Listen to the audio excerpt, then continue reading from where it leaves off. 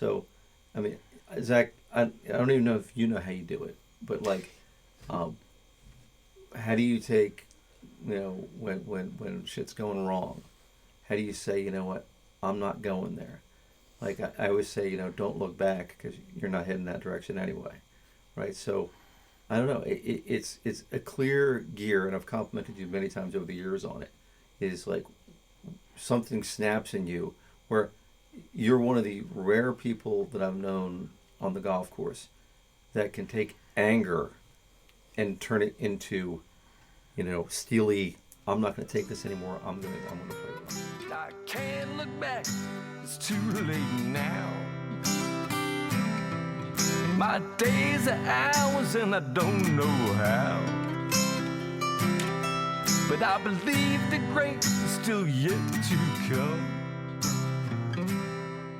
I won't stop fighting. Welcome, folks, to the 21st edition of the Breakfast Ball. I am your host, Bob Cardia. To my far left, to your far right, the dashing Richie Stoltz. And in the middle today, guys, we have a special treat, a Rutgers Camden golf celebrity, Mr. Zach Arsenault. And just to give Zach, we call him the Bot, by the way, because his swing is machine-like, Iron Byron-like. The machine, the Bot, That's yes. right. Well, that's the thing. If you watch the USGA uses the Iron Byron to test golf clubs.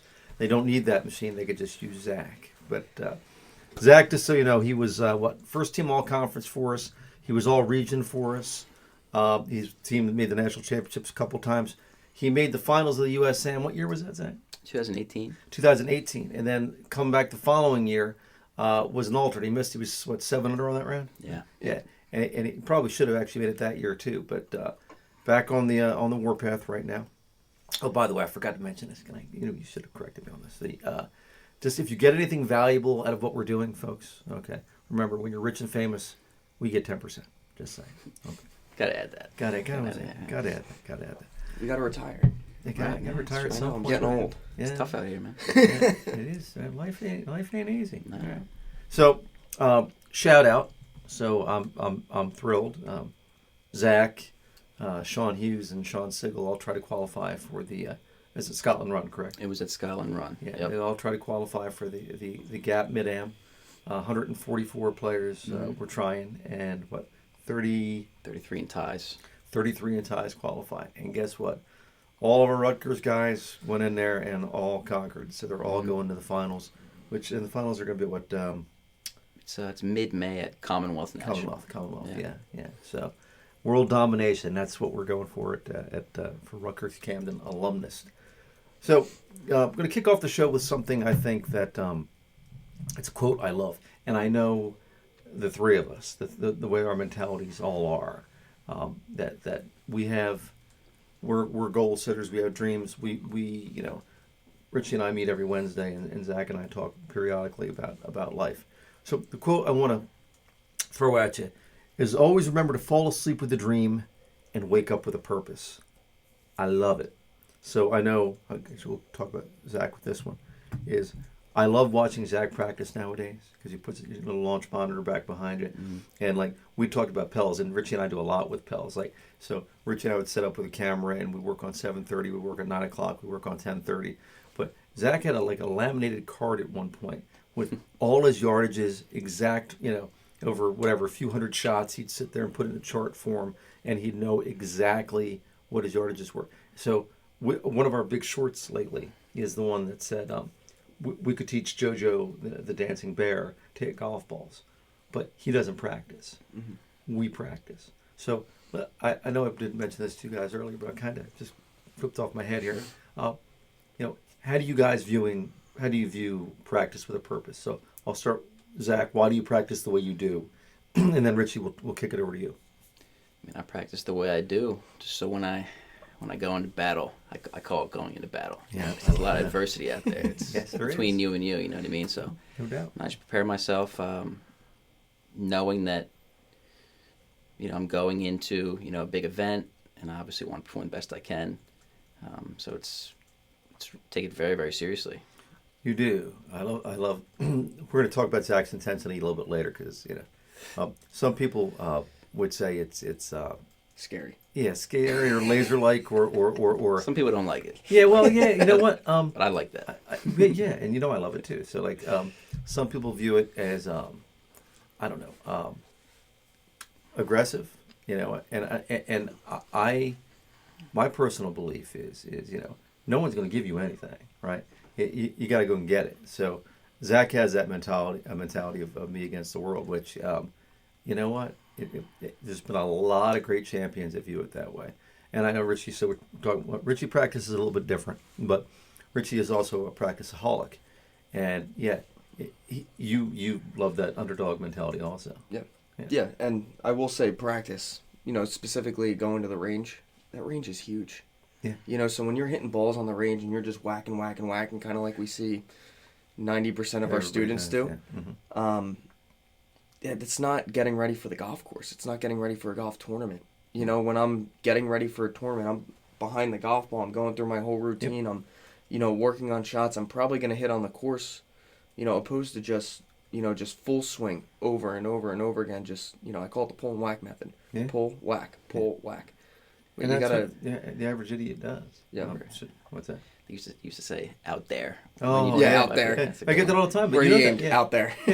Yeah, that's or the other answer we always get when I walk by somebody, because I'm inherently a fairly friendly guy. I'll walk by somebody, like, hey, how you hitting the ball? I hit it pretty good here, but on the golf course I struggle. Yeah. What's your target?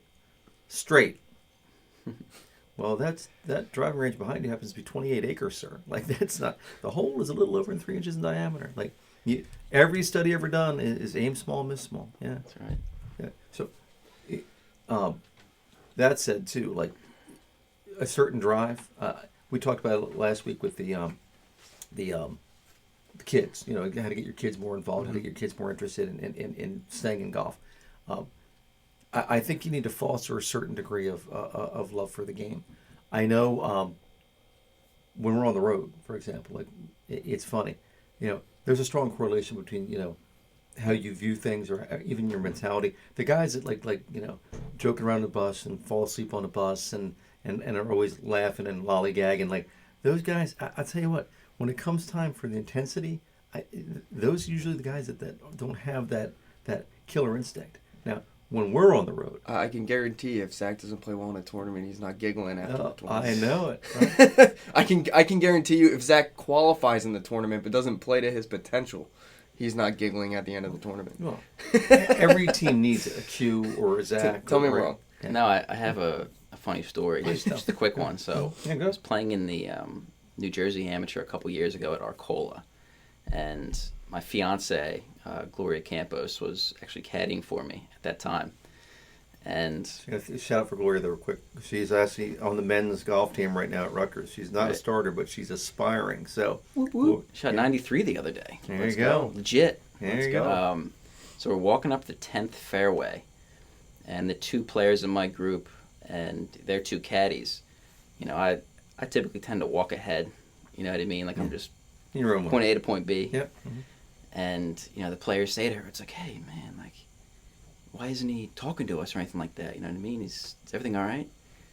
And she says, he's not here to make friends. Yeah, that's it. Yeah. Yeah. Not there to make friends. So Ben Hogan, like there's another, like, that's Hogan-esque, because Bob Toski, who was the leading money winner of the Champions Tour, senior editor for Golf Digest in the Golf Hall of Fame, he recounted the first time he ever played with Hogan, and like Hogan's a god, and he's sitting on the first tee trying, what do I say to Mr. Hogan? What do I say to Mr. Hogan? And he's sitting there all nervous, and he walks over to Mr. Hogan and he's like, okay, you know what, Mr. Hogan, hi, I'm Bob Toski. It's a pleasure to play with you today. I was just wondering, what do you consider to be the most important shot in golf? Hogan turns to him, shakes his hand, and says, the next one. And that's all he said for 4 hours. He wasn't there to make friends. So I think it's funny now that I think about it when me and you play, because I think we love playing together. Yeah, me and you have absolutely. two completely different personalities on the golf course. Yeah. Oh, I'm a 100%. little bit more. I feel like lackadaisy, a little goofy out there. You're a little like, bit more country, a little more rock and roll. yeah. But it's funny because it's I don't know. You take it so intense. I love it though, Yeah. because it makes me focus a little bit more at times as well. Well, I guess it's on the road. So we're on the road, and Zach and I are gym rats, right? Mm-hmm. So when we're on, it was always Q. There's some guys work out with us when we're on the road, sometimes, but when I was on the road, I could always count on Q to be in the gym. I could always count on Zach to be in the gym, and I could always count on me to be in the gym. Those were like the three constants. And guess what? If you look at the Mount Rushmore of Rutgers golf, you know, two of the 4 or 5 guys, Richie being one also, you know, were that way. Like their lives were focused, structured. Mm-hmm. I'm here for a reason. Like, you know, I know like in team meetings, Q was great. So we gotta have Q on these days too. Mm-hmm. I gotta reconnect with Q a little bit. Like if we're holding a team meeting and somebody started laughing and giggling, Q's a big man, right? He would just turn around in a deep voice and just say, you know what, coach is speaking, shut the F up. Yeah. And you know, I love that. But like that's the kind of mentality you want. I always say I want the kind of guy, figuratively by the way, not literally, that would push their grandmother down the stairs to win. Like that's the kind of guy you want on your team. Figuratively. I don't want anyone pushing your grandmother down. I don't know why you would push your grandmother down the stairs. Right. But anyway, so belief system. I say, and you've heard me say it a million times, that Zach has the Tom Brady syndrome. You know, if you ever read Tom Brady's draft preview stuff, you know, he's unathletic. He can't do this. He's scrawny, limited ability, not very strong, not very fast. And Tom Brady got all these reports on himself, and he took that to be, what, I'm going to show you how great I am. Now, most people, when you tell people hey, they're not very good, this, that, you know, they're going, you know what, I'm really not very good. I guess I can't do this, and they crumble. There's a very small percentage of people out there, right, that when you tell them they can't do this, and both of these, two of my all-time favorite people sitting right next to me, right, they both, you know, broken homes, right, first college didn't work out. You guys are floating out there, and we actually struck up friendships, you know, prior to really getting into golf. And, you know, at any point they could have gone in a different direction. And there's thousands of stories in the world about people that have you know, had tons of talent and ended up being complete failures. You guys, you know, you hold the record for most consecutive victories or number of victories in a season at Rutgers. And you know, Zach holds, I think you just have the low. What was your low? 60 what? 67. Yeah. So I mean, so just saying too, I might have the most victories, but you can mention the team that you had. You know, you and who was Sarlo. You and Sarlo flipped victories all the time, didn't you? Yeah. You know, there was probably a couple tournaments you could have won, a couple extras. Richie's a great player. I honestly, I think that gets overlooked sometimes. Like, yes, we're talking about me, whatever, but like, Richie's a humble guy. Mm-hmm. Richie is just as good as I am. Okay, just want to say that. Just as good as I am. They are. Anyway, no, they're well. That's why Mount Rushmore. If I, you know, Sarlo's, you know, up there. I mean, there's.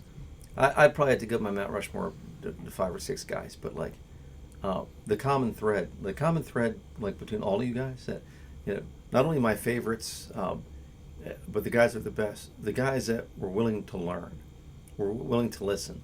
Like both you guys didn't do much Pell stuff until we started together, and the psychology of the game, the segmentation of the game, the approach to the game, like, you know, there's a difference between hitting golf balls and playing golf, and you know, we had plenty of guys, and I always throw my son under the bus on this one, who were talented, but they like to do things their way. They thought it was hilarious to try to blow it over the trees and drive par 4s, and they do it one out every 10 times, but unfortunately, you know, you know, 9 times out of 10 it would rattle off the trees, and you know, they end up taking a double on the hole. I mean, how a kid can have 5-6 birdies in a round and shoot 78, 79 is amazing. But if I ever meet my son, ask him, because he's done that before. So anyway, Tom Brady syndrome, you know, fueling negativity into positivity. So here's the quote. I'm going to throw this both to you guys. The way to overcome negative thoughts and destructive emotions is to develop an opposing positive emotion that is stronger and more powerful. I see both, and that's actually the Dalai Lama, if you can imagine that I see that in both of you, and I want to hear it from both of you, how you guys have taken adversity and turned it, like, I'll tell one more story about Zach, since Zach is our guest today. 2 or 3 times in the career, where the conference championship is like 3 or 4 holes in, and Zach's struggling. He said, how's the rest of the team doing? And I'm like, well, the rest of the team's playing really well. And he looks at me with that, you know, the very intense gaze. He's like, I got this. Then, and that's all you got to say. And from that point, man, he just freaking drilled down. And then I guess at the U.S. Amateur, because you know you were at Pebble Beach, and you were like 5 over through 5. First 5 holes, yeah. Yeah, and then you were like, you know what the hell's going on? And you ended up just missing the cut by a couple strokes. But you, at one point, the next day at Spyglass, you were like, what, 4 under? And like, you took, like, whatever, if you're 5 over through 5, you're thinking to yourself, you know, you're out of this. You never thought that way. You thought, you know what, I'm here. I'm going to do this. I'm going to fire forward. So you got my quote, guys. We'll fire Richie first, right? But, well, channeling adversity into energy. Turning adversity into a strength.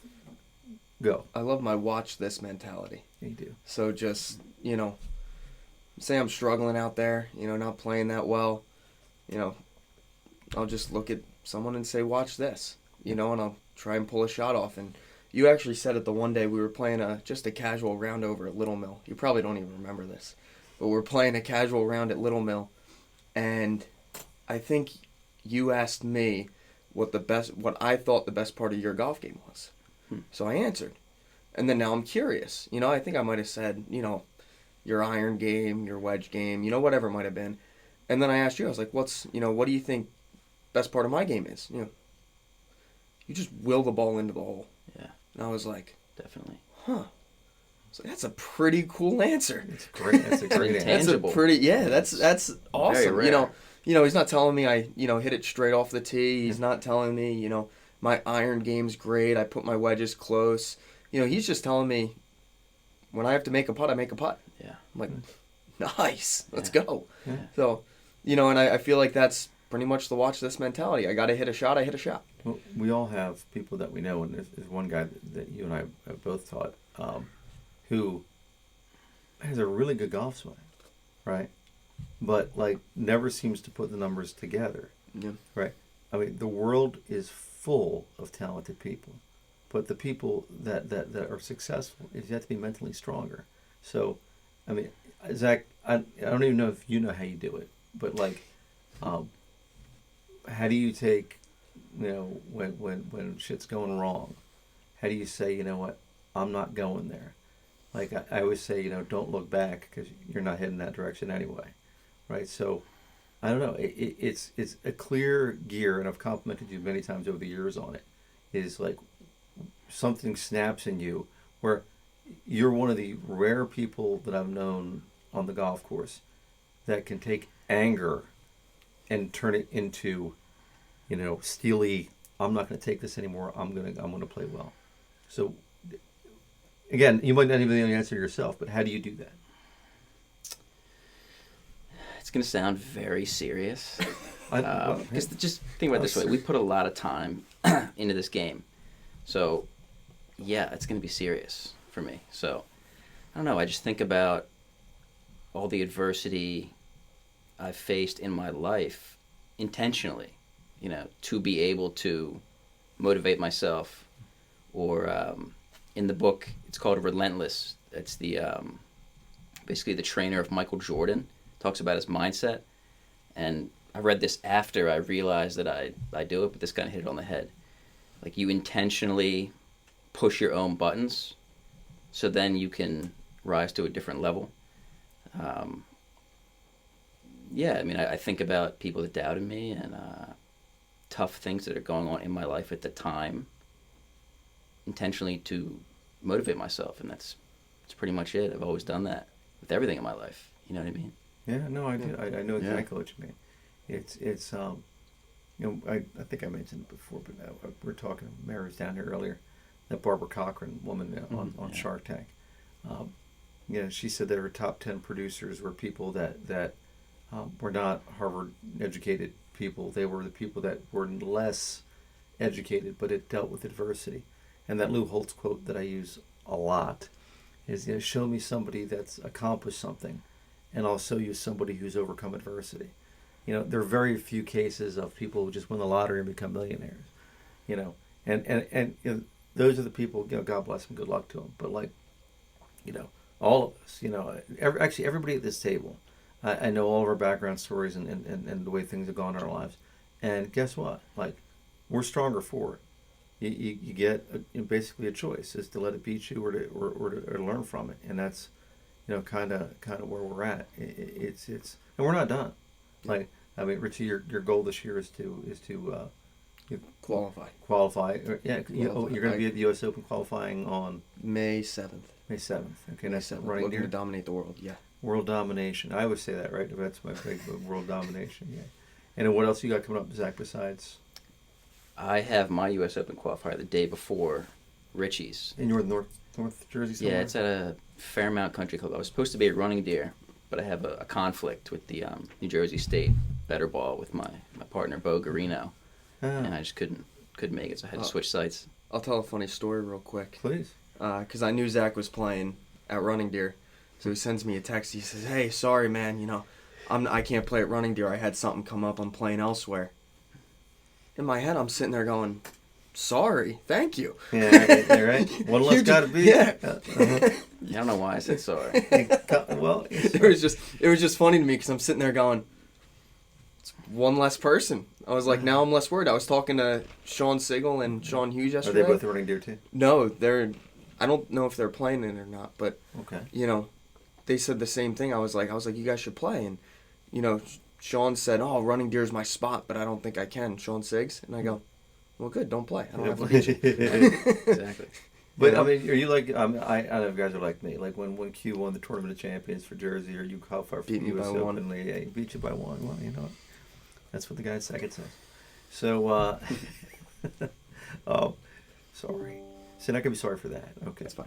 So I take an enormous amount of satisfaction to watch, like where our guys go. Like I guess Andrew is now the director of instruction at a golf course, and I think we have 3 or 4 guys that are teaching pros all throughout. I feel like the Bill Parcells of college golf.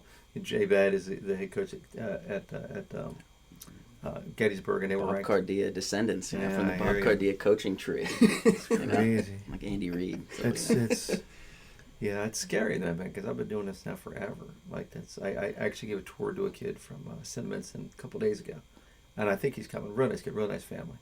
But I said, I've been coaching you for 31 years, and the mom kind of looked at me, and I could see she was kind of thinking in her head, and I'm like, yeah, I started when I was 8 years old. That's how why I look so fresh and young.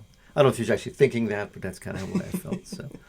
But it ain't even easy that way in life. Like trying to stay on top of your game.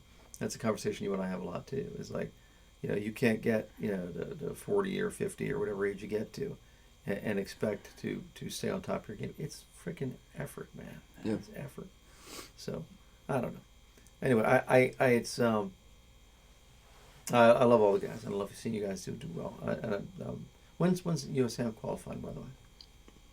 Sometime in July. Okay. Yeah. Yeah. So I mean, I'd love to see you make it back to that. That's It's a perfect storm setup. I mean, the course that the local qualifiers at, they changed the format this year of qualifying. So there's a local qualifier and then, the final stage, just like the U.S. Open. The local qualifier is at Spring Haven, where I shot my career low 64. Yep. And then the final stage is at Medford Village, where I'm a member at this year. Yeah. We'll see. So I'm basically just Gotta marking work that down. 64. Hello. Yeah. Yeah. Well, your low is, please tell us. Yeah. 61. 61. All right. Okay. That's that. Yeah. Well, you know what? World domination, Hey. fellas. That's what we're all about. Yeah. Yeah. So 64, 61. All I see is 2 great golfers that can. that's it, man. And I regardless of whatever happens, you guys should never stop trying. I mean, there aren't, there's people who can play golf and play golf well when there's no pressure on them. The guys that can shoot, 61, 64 in pressure situations are that talent needs to be fostered. That's so, I don't ever give up. But anyway, with all of that said, it's amazing how fast 25 minutes fly by. But did I forget anything? Did I want to?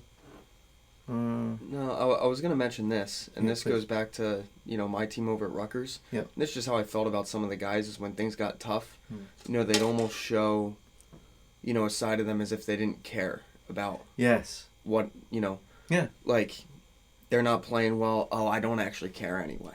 I And they kind of just back off their game and let Yeah. their score just, plummet on them. Yeah. I feel like the good players, when that happens, it's, They take it instead of the giving up, it's the, come on, man, let's go. Yeah. Like, I got to get this back now. Like, what am I doing? Talk to yourself out there. Yeah. I think there's 2 or 3 guys we're thinking about right now. All 3 of us, the same 3 guys. Love you guys, but Yeah, it's a defense mechanism. It's Yeah. The Division III golf thing. I think that Division III golf is fascinating, by the way, because yes. my brother-in-law, my ex-brother-in-law, who a very dear friend of mine, used to call me Second Chance U. At one point, we entered a D2 tournament with 15 teams. We came in second. We lost by a couple of strokes. We've beaten Division I teams. I mean, our team. I mean, we used to enter tournaments with our A team and our B team, like 18 team events, and twice in a span of 3 years, our B team beat our A team. Like we've shot in the 280s and in the 290s. Like we're all shooting 70. So like that's so when someone says to me, like that defense mechanism you're talking about, well, it's just D3 golf. If you say that to me, you know what? You're in the wrong room, buddy. Like I don't want. If that's your view, why? And I think I did total 1 year. It's like how many thousands of hours you're going to spend with me over 4 years. Right. Like I'm a good guy. I got good hair and above average wit. But if you're going to spend thousands of hours with me, I expect you to want to be great. Yeah. You don't have to be great to start, but at some point you have to start to be great. Anyway, so if you get any nuggets out of this show today, right? Okay. Remember, 10% when you're rich and famous. If you like what we're doing, click the bottom. If you want any of our merchandise, you can go to the web. I'm Bob Cardia. This is The Dashing Richie Stoltz. Zach Arsenault. Zach Thanks, Arsenault. thanks for having me. Oh man, it's been too long. I mean, Yeah. it's you have over 100,000 We're views like in 100 4 countries. No, I think we're 7 now. I think right. We're What, seven countries are we in? It spreads around a bunch of different countries. There's more than Unbelievable. 7. You I look can't- at the stats and it's... Yeah, there's a guy You in know. India watching this right now. If you guys are watching this, if there's any people out there that want to fund Richie's journey or my journey to try and go pro, Go right ahead, right? give you more than 10%. Tell you Yeah, that much. yeah. So serious. Yeah, sponsors, baby. Yeah, let's go. Yeah, and you can contact if that's something you want to do. You can always contact South Jersey Golf Schools. Mary back there, on the other side of the fence. Hey, Mary. Hey. Yeah.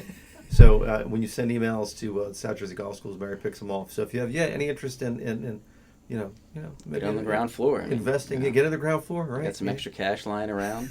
Market's tough. Real estate's tough. Right. No. Well, we started before this entire show started. People asked me if I gamble. I said I do gamble, but the only thing I bet on is myself. Mm-hmm. So, bang. All right, folks. See you next time.